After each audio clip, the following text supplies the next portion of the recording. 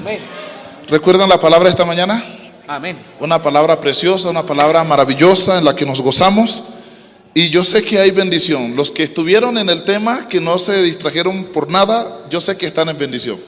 Porque fue una palabra de poder, fue una palabra de gracia. Y es una palabra que transforma nuestra vida. Amén. Hoy vamos a estar hablando acerca de el arrepentimiento y la humillación. Vamos a estar tocando en un mismo pasaje estas dos actitudes, porque la nación de Israel incurrió en todas, en todas las faltas que se puedan cometer como pueblo de Dios aquí en la tierra. La nación de Israel incurrió en esto. Ahora, es una lucha como el conflicto entre el bien y el mal, que toca enfrentar entre Dios y su propio pueblo. Porque Dios, llamándolos al arrepentimiento, Dios llamándolos a hacer el bien, al temor de su palabra, y ellos cada día deshonraban a Dios, yéndose en otras direcciones, haciendo todo lo contrario a lo que Dios les estaba pidiendo como pueblo suyo. Ahora, hay un llamado que se le hace a esta nación de Israel. Es un llamado, es una súplica prácticamente. Cuando ya se incurre en súplica, la cosa es terrible. Y el profeta le hace una súplica a la nación de Israel para que ellos regresen su corazón nuevamente al Señor de los cielos, porque le han fallado. Así que ligeramente, de manera de introducción, Dios llama a su pueblo un pueblo infiel. Y ustedes y yo sabemos que es una infidelidad. Ser infiel es depositar voto de confianza y hacer un pacto con una persona y luego quebrantarlo. Y Dios pactó siempre con su pueblo. Dios hizo pactos con su pueblo, así como pactó con Noé, con Abraham, y como hay un pacto con Jesús. Dios hizo pacto con su pueblo, y ellos quebrantaron el pacto ante Dios por la infidelidad. Dios le llama a esta nación de Israel, le llama una nación adúltera. O sea, Dios la mira como una esposa. A su pueblo lo mira como una esposa, como si él se hubiera casado con ellos y ellos son la esposa y él es el esposo, ese caballero que la defiende. Y Dios muestra su fidelidad a ellos porque él nunca les abandona, nunca les falla, pero ellos se muestran infieles y se le llama una nación adúltera. ¿Por qué adúltera? Porque tenían una relación con Dios y dejaron a Dios, que es como su esposo, y se fueron con otros amantes, o sea, otros dioses, otras naciones que no glorifican su Dios. Estos fueron los grandes errores, o llamémosle pecados o falta de la nación de Israel. Fueron infieles, fueron adúlteros. Entonces Dios convoca a Israel, le hace una convocatoria muy especial para que se conviertan a Dios.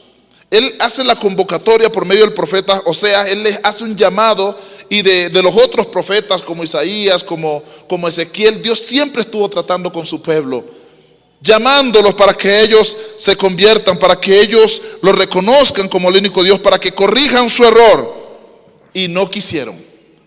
Por eso la Biblia les llama duro de cerviz. En alguna ocasión el Señor llegó a expresar como el buey conoce a su amo y el asno el pesebre de su señor, pero este pueblo no sabe quién soy yo y soy su Dios. Así que estas son, no le quiero llamar lamentación, pero es como son como las lamentaciones de Dios hacia la infidelidad de su propio pueblo Israel. Ahora, el pueblo de Dios somos nosotros en este tiempo. Miremos que no caigamos en lo mismo, habiéndonos elegido el Señor como su esposa, esto es como que se repite la historia. Ahora la iglesia es la esposa de Jesucristo. Dios promete dar un castigo severo a Israel y les dice: los voy a castigar.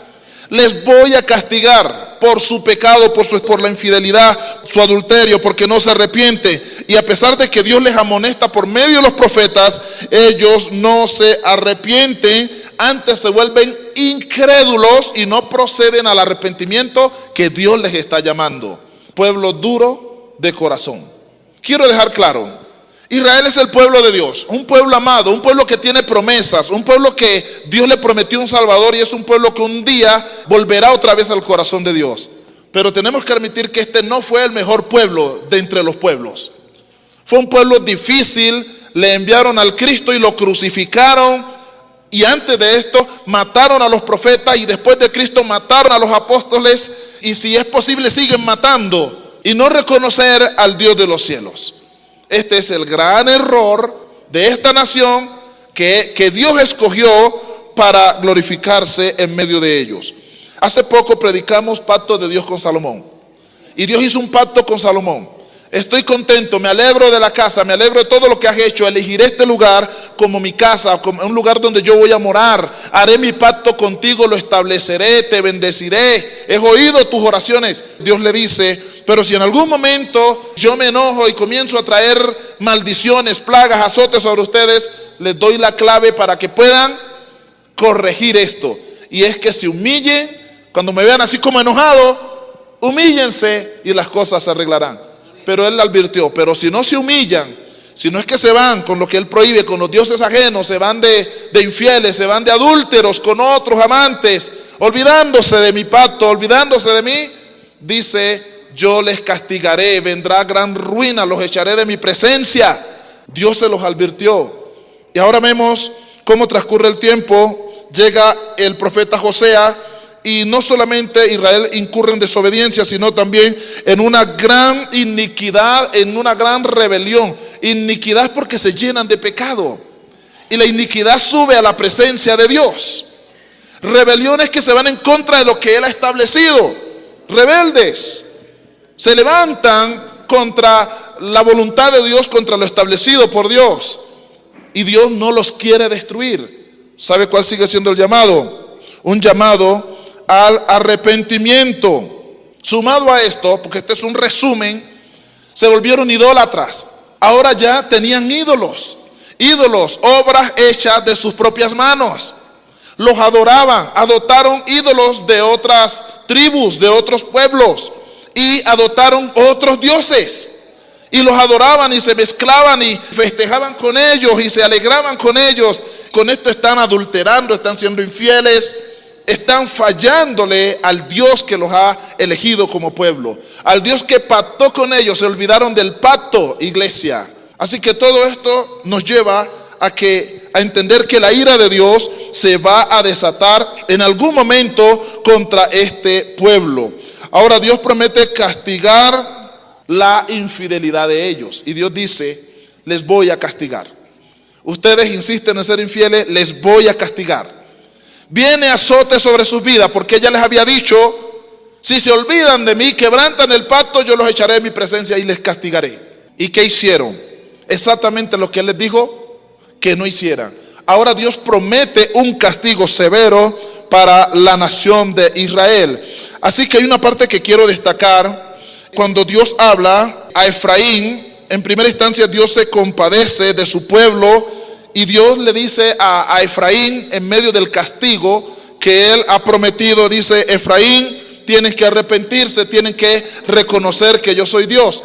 Y el capítulo 11, el versículo 1, aquí hay algo especial que dice, cuando Israel era muchacho, o sea, cuando aún eran inmaduros, cuando aún no se sabían defender de lo que Dios quiere decir, yo lo amé. Repito, cuando Israel era muchacho, yo lo amé.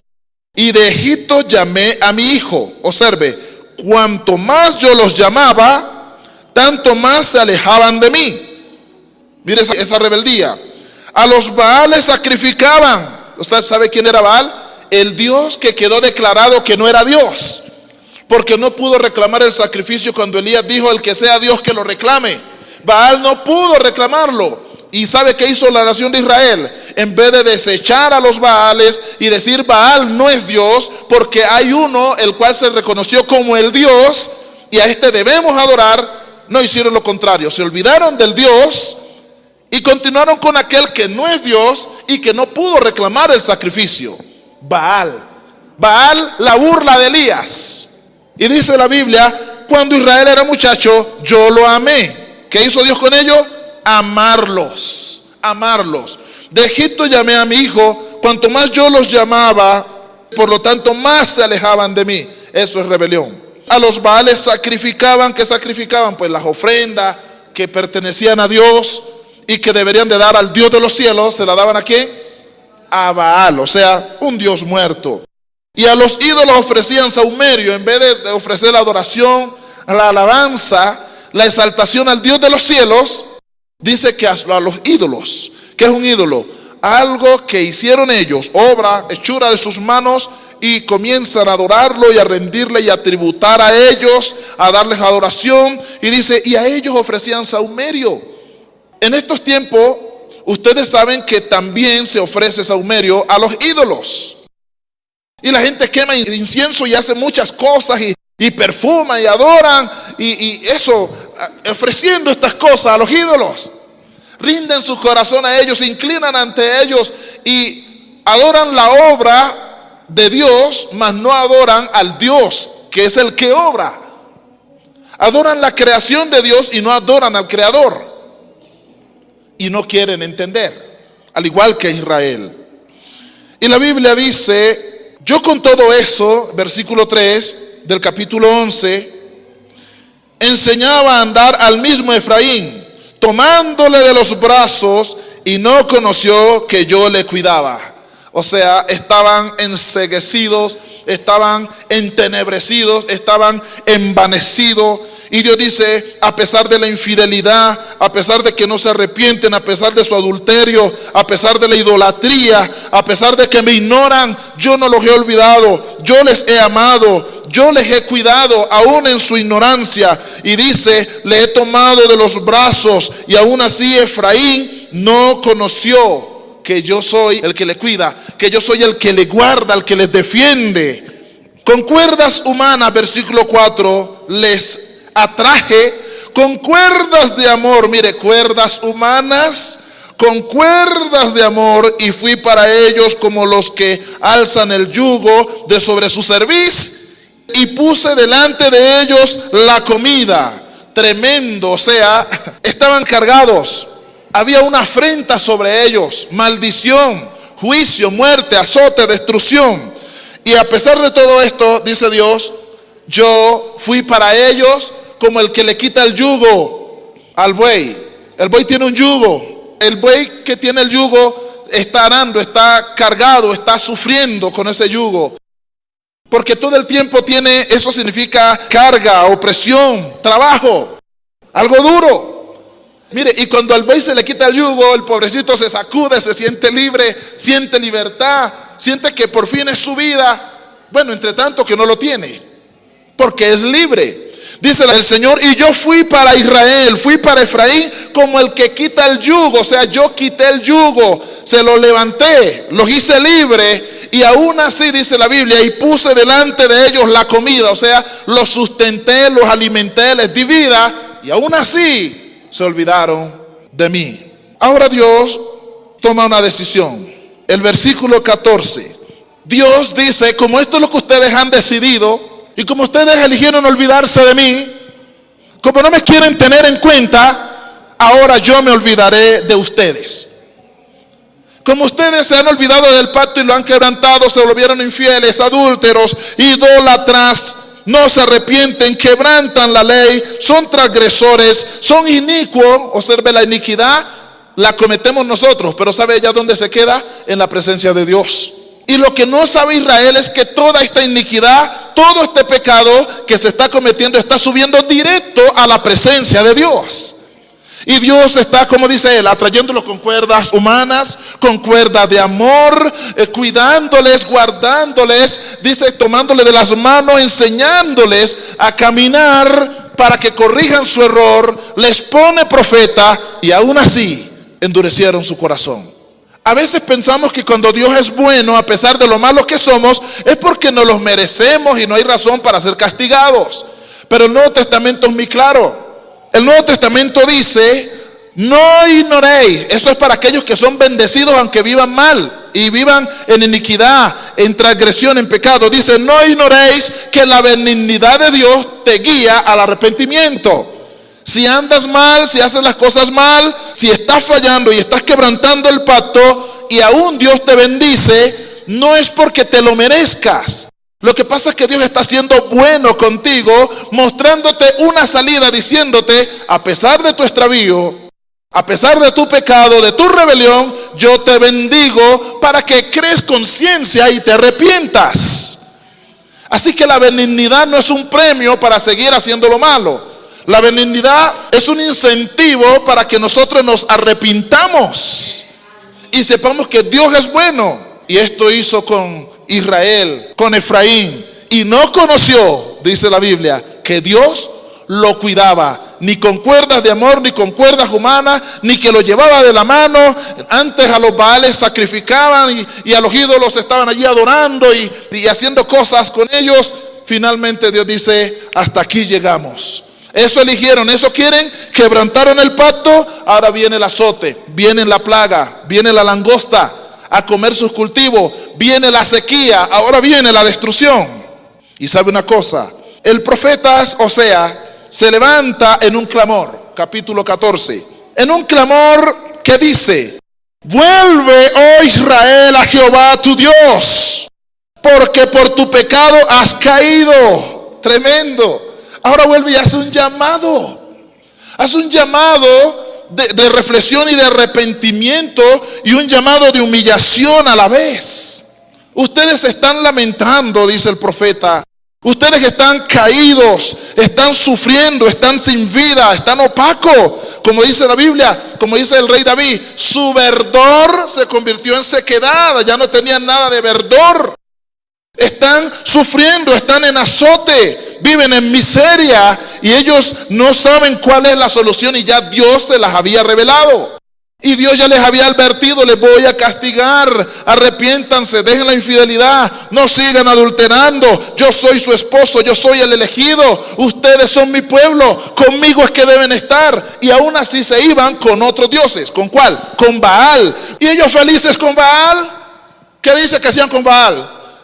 A él lo adoraban, le ofrecían sacrificio, con él estaban. Tú eres nuestro Dios, oh Baal, tan lindo tú, tan precioso, un Dios muerto. Y el Dios vivo, celoso, porque Él es su verdadero Dios. Por eso les llama adúlteros. Cuando Él trata con Oseas y le dice: Oseas, toma una mujer, mira esa, cásate con ella. Y luego esa mujer es la peor mujer del planeta Tierra, la más infiel, la más adúltera de todas las adúlteras. Entre las adúlteras era la esposa de Oseas. Y él la hallaba con uno y la hallaba con otro. Decía Dios: no la vayas a tocar, ve y la tomas con amor y la llevas a tu casa y recíbela como una princesa. Y yo digo: ¿cómo? Y dice Dios: sí, porque cuando Israel vea eso van a decir: el cornudo, tremendo, ¿cómo se soporta eso? Y tú les vas a decir: esto es lo que hacen ustedes con Dios. O sea que solo para dar una lección espiritual, a este hombre le tocó vivir un desastre con su hogar. Tuvo hijos y se iba con otros y lo abandonaba.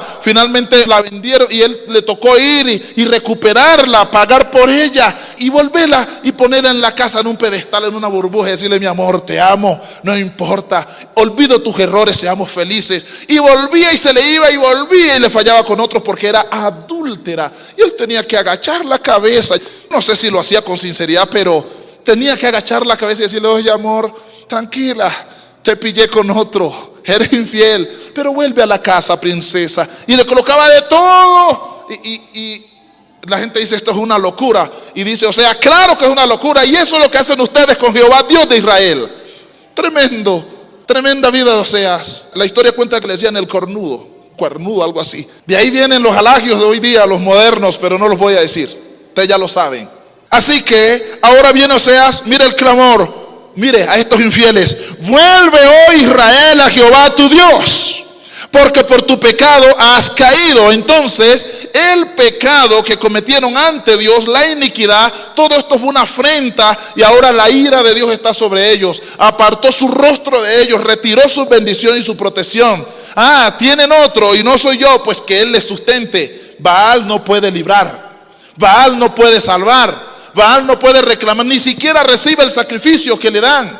Y ellos, enceguecidos por el diablo y por el pecado, eligieron a Baal. Y ahora Dios se apartó de ellos y están en serios problemas. Así que aquí hay algo que se les pide. O sea, le dice: ahora ustedes van a volver a Jehová y van a declarar delante del Señor lo siguiente. Versículo 2: llevad con vosotros palabras de súplica, volved a Jehová y decidle: quita toda iniquidad y acepta el bien, y te ofreceremos la ofrenda de nuestros labios. O sea, estamos mal, pero si quieres, podemos reconciliarnos. Mire, el mismo Dios le dice a Osea: ahora profetiza a este pueblo y dile estas palabras. Dile que vuelvan y que se humillen y ofrezcan sacrificio, ofrendas vivas, ellos mismos, frutos de labio. Y si lo hacen, yo estaré con ellos. Dios es bueno, porque yo ya los hubiera desechado. Ya los hubiera desechado porque ellos lo desecharon primero. Pero aquí está la palabra. Mire, si vuelves tú a Jehová, lleva contigo palabras de súplica. Oh Señor, por favor, oh Dios, te suplico, oh Dios, aquí estoy delante de tu presencia, por favor escucha, perdóname, sé que estás enojado, que te hemos fallado, hemos quebrantado el pacto, somos infieles, somos adúlteros, Señor, por favor, ten misericordia, vuelve tu rostro. Eso es lo que llega con palabra de súplica. Claro, pues imagínense, acaba de suceder algo monstruoso, está el hombre enojado. Lo mínimo que pueden hacer es llegar humillados con palabras de súplica. Y aunque los hombres no perdonamos, aunque nos supliquen muchas veces, la Biblia reconoce a Dios como misericordioso es y clemente, tardo para la ira y grande misericordia, que se duele del castigo que se merece la gente, pero Él se duele y no castiga cuando tiene que castigar muchas veces. Lo que pasó con Nínive. Nínive se arrepiente y Dios la perdonó. Y si esta nación se arrepiente, Dios la va a perdonar. Y es bueno que vayas aplicando esto también a tu vida. Date de cuenta que si de alguna manera estamos siendo infieles al Señor, la ira de Dios también vendrá un día y visitará tu vida. Suena duro, pero es la verdad. Pero si en algún momento te sientes en aprieto, o si ya estás, en esta misma hora Dios hace una reflexión diciendo por medio del profeta: vuelve, oh fulano de tal, perencejo de tal, vuelve a Jehová tu Dios, porque Él siempre ha sido nuestro Dios.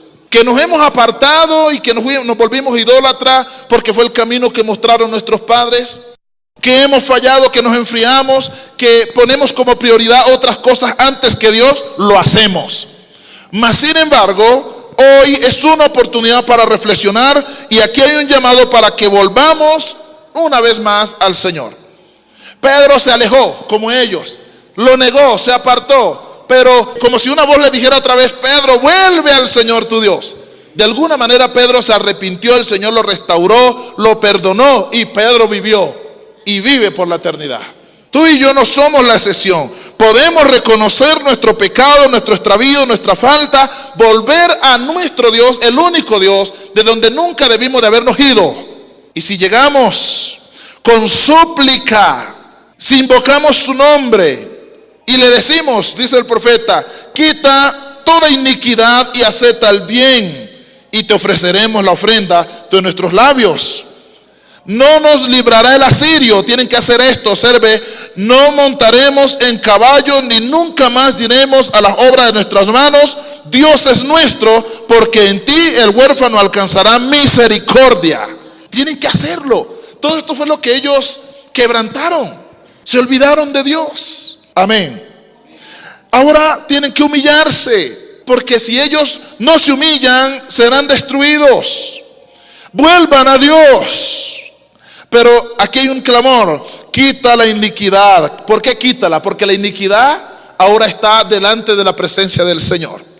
Quítala es: apártala de tus ojos, échala de tu presencia, olvídala, porque mientras la iniquidad esté delante de Dios, la ira de Dios caerá como juicio y castigo y destrucción. Así que esa frase no está ahí por deporte. Quita la iniquidad. ¿Quién la puede quitar? Ya uno se volvió inicuo y nosotros mismos no podemos quitarla. El único que puede quitar la iniquidad es Dios. Quítala, olvídala. Así como dice Isaías: si el pecado es como rojo como el carmesí, por favor que llegue a ser como blanca lana. Perdónanos. Quita la iniquidad. No nos destruya, porque ella nos seca. Ella nos tiene en ruina, en maldición. Quita la iniquidad y acepta el bien. Acepta lo que nosotros queremos hacer. Por favor, recibe nuestra vida, nuestra alma. Recibe tu pueblo, es lo que dice ahí en otras palabras. Y te ofreceremos, observe, la ofrenda de nuestros labios. Ya no será para Baal, ya no será para los ídolos, ahora será para ti. nuestro único Dios. Gloria al Señor. Así es que tiene que actuar un pueblo en arrepentimiento. Ahora bien, ellos tienen que prometer algo. Tienen que reconocer esto. No nos librará el asirio, tampoco montaremos en caballo, porque ellos creían que así serían librados, que así se librarían del enemigo, de los opresores, que estaban protegidos bajo el imperio humano. Ahora Dios les dice, con imperio y caballo y todo están en derrota, están en ruina, están en maldición. ¿Ahora qué? ¿Qué van a hacer? Por eso dicen, sí, Señor, tienes razón, no nos librará el asirio, no montaremos en caballos, nunca más diremos a la obra de nuestras manos, Dios es nuestro, porque en ti el huérfano alcanza misericordia.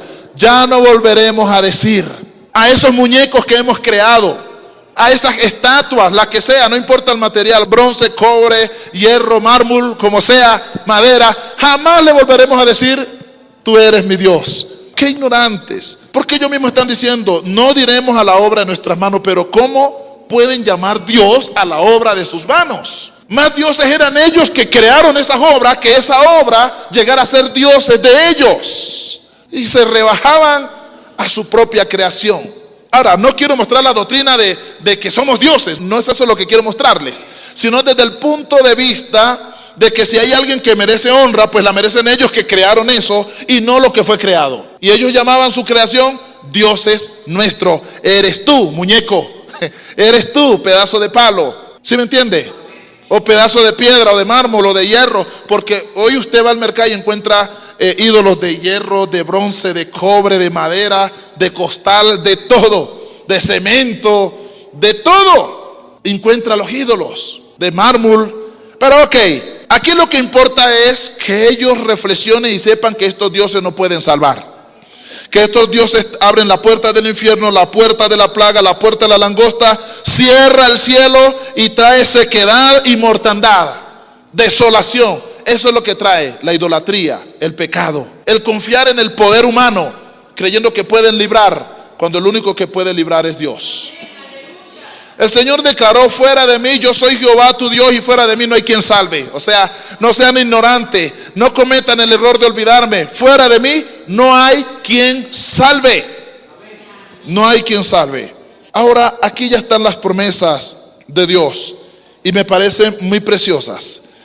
Las primeras, mire, del versículo 4 al versículo 8 dice, o sea, aquí se manifiesta el Señor y habla al pueblo y dice, yo sanaré su rebelión. O sea, si hacen esto, yo sanaré su rebelión, los amaré de pura gracia, porque mi ira se apartó de ellos.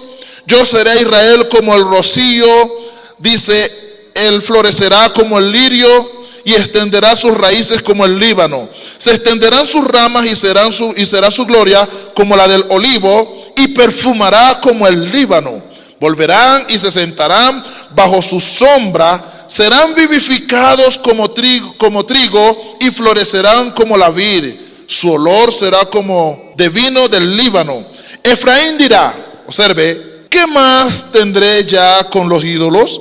Yo lo oiré, dice el Señor, y miraré yo seré a él como la haya verde, de mí será hallado tu fruto. Dejemos el verso 9 porque con él voy a concluir. Ahora, Dios lo primero que promete es, yo sanaré su rebelión, los amaré de pura gracia, porque mi ira se apartó de ellos. Cuando un pueblo se humilla, cuando un pueblo clama, cuando un pueblo vuelve su corazón al Señor, cuando una persona reconoce una vez más a su Dios, que nunca debió haber ignorado, Dios es bueno en misericordia. Dice Dios, me dejaré hallar de ellos. Me buscan y yo estaré allí esperándolos. No guardaré resentimiento, no estaré enojado. Dice, les amaré de pura gracia. Esto ya lo he explicado antes. Amar de pura gracia significa que lo recibirán todo cuando no merecen nada. Eso es ser amado de pura gracia. Y en estos tiempos hay mucha gente que están siendo amados de pura gracia. Entre ellos yo. Porque no podemos decir que somos los perfectos y que por esto Dios nos escogió. El Señor nos ama. Diga, Dios me ama. Y vamos a ponerle el toquecito de gracia. De pura gracia. Que significa, lo recibo todo cuando no merezco nada.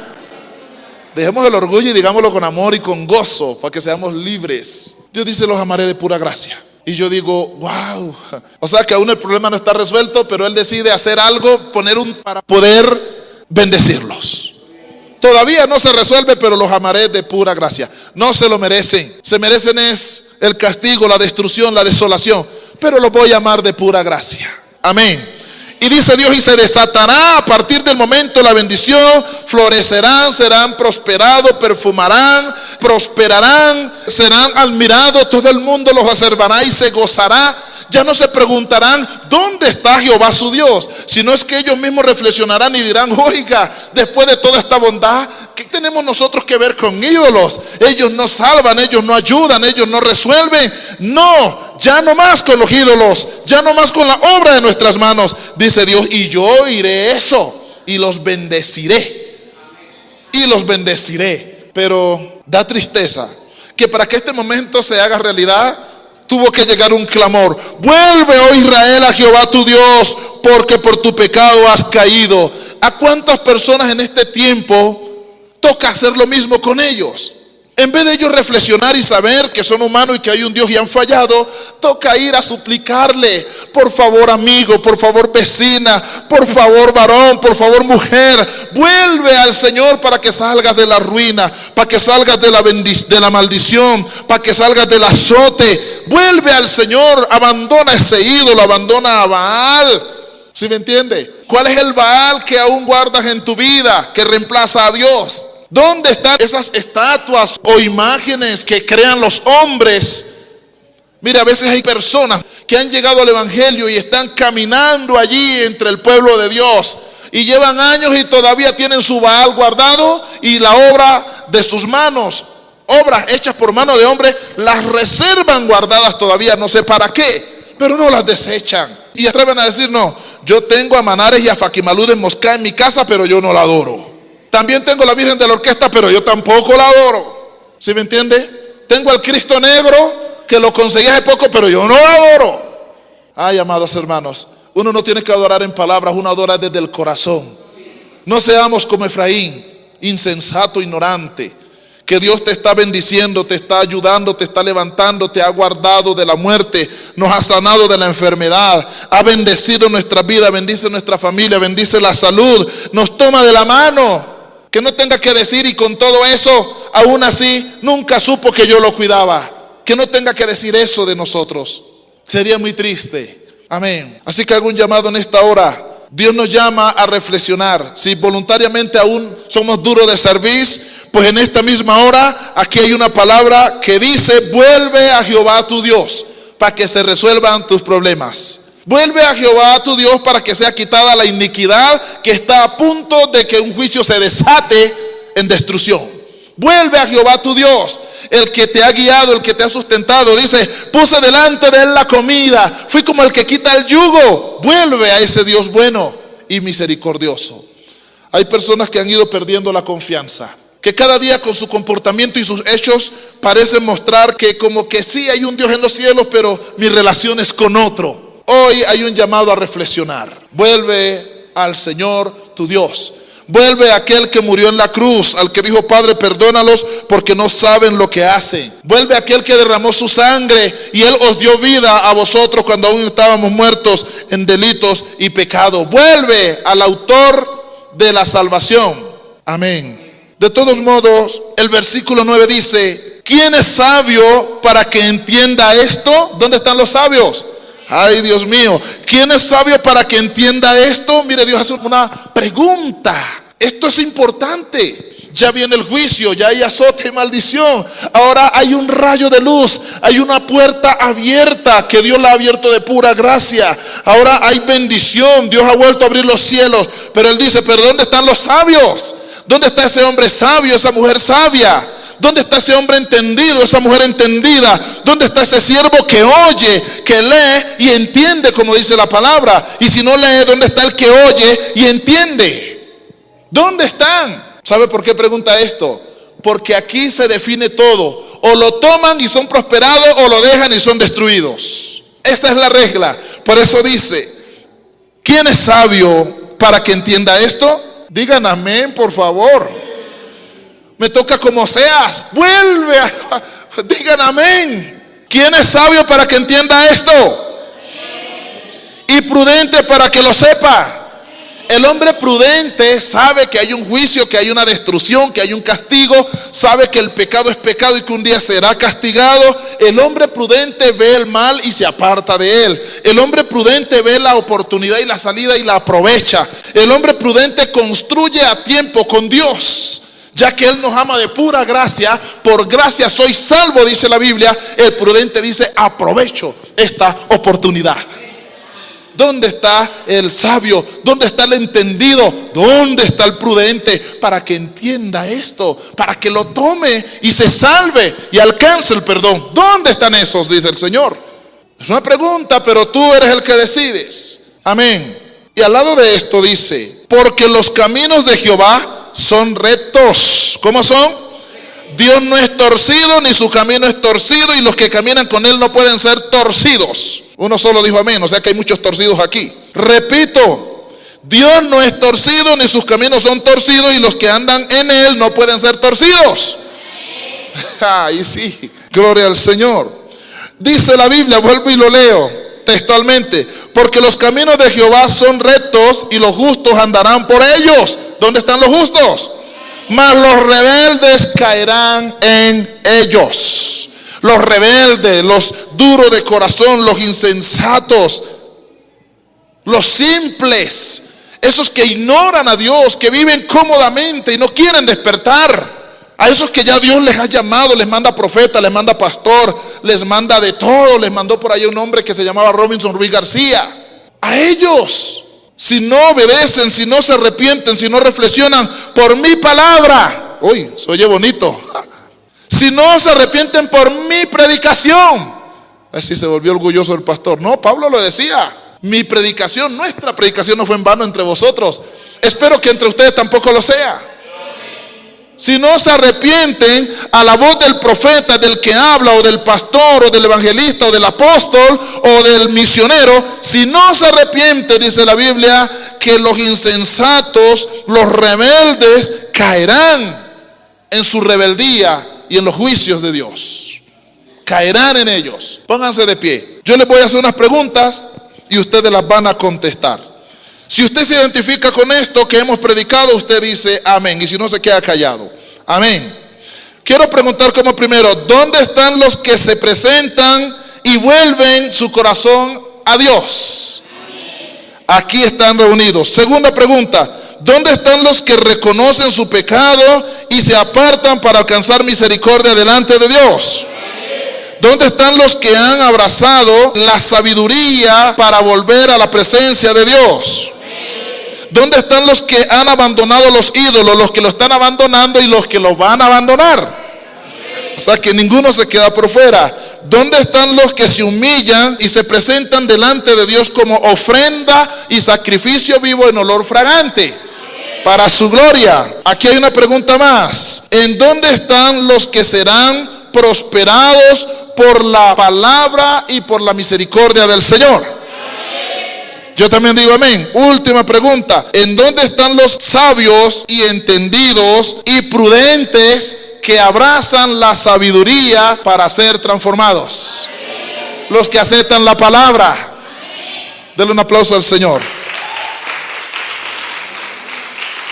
Así que aquí están los sabios, los entendidos, los que vuelven a Jehová, los que se apartan del pecado para alcanzar misericordia. Aquí están los prudentes, aquí están los que reciben el favor del Señor, aquí están los que se humillan para que los cielos sean abiertos. Aquí está ese pueblo reunido. Así que este pueblo que reconoce que Jehová es su Dios, que el Señor es Dios, este es el pueblo que será prosperado. Porque ayer dice la Biblia que éramos lejanos, avenedizos, pero ahora somos hijos, somos cercanos, somos de la casa. Esta mañana se predicaba: somos el real sacerdocio, somos adquisición de Dios, somos nación santa. Ahora sí somos los meros. Para que el nombre del Señor sea glorificado en nuestra vida. Alábelo una vez más con un aplauso y terminamos. Amén. Oremos. Señor, te damos gracias por la palabra. Gracias por la oportunidad. Gracias por el privilegio. Ore al Señor y aproveche estos momentos. Dígale: gracias por bendecir mi vida. Yo no quiero ser como Israel. Yo no quiero olvidarte, yo no quiero traicionarte, yo no quiero ser infiel. Dile: Señor, pero eso es lo que hemos hecho a lo largo de toda la historia. Pero dile: hoy me humillo, Señor, ante tus pies. Hoy vuelvo a ti, yo acepto el llamado que un día le hiciste a Israel, pero hoy lo tomo para mí, Señor. Y vuelvo a tu presencia y te pido: perdóname, Señor, perdóname. Confiaremos en la fuerza humana, no en la